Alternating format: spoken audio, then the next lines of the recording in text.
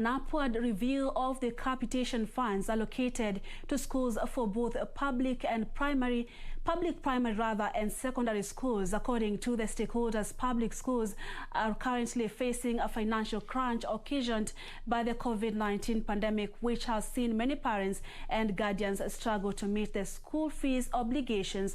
Early childhood development education, which is crucial in a child's development, is also facing its fair share of challenges such as understaffing.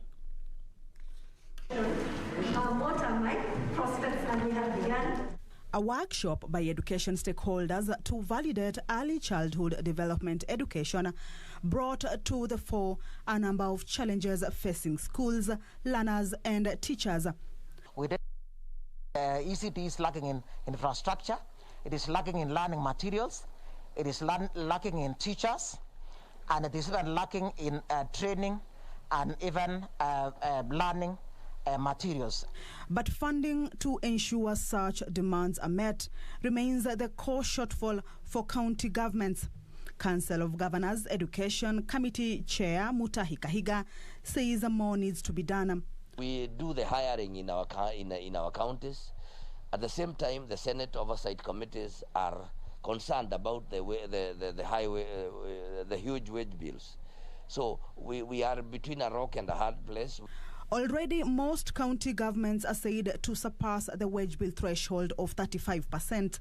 This is something we must also work towards. We must decide on how much what percentages of our budgets must go to ECD if we are really committed towards changing that landscape. According to the education stakeholders, more funding is also needed for training of disabled teachers who want to teach in ECDE. And this cost of training, I think, needs to be borne by the state. And this is some of the things that we are pushing for, so as to raise the equality of everybody and ensure that you're meeting the extra needs that come in terms of being equitable to every child and every trainee. The financial crisis, which is at the same time being experienced in public schools, has seen leaders call for maximum support for the institutions.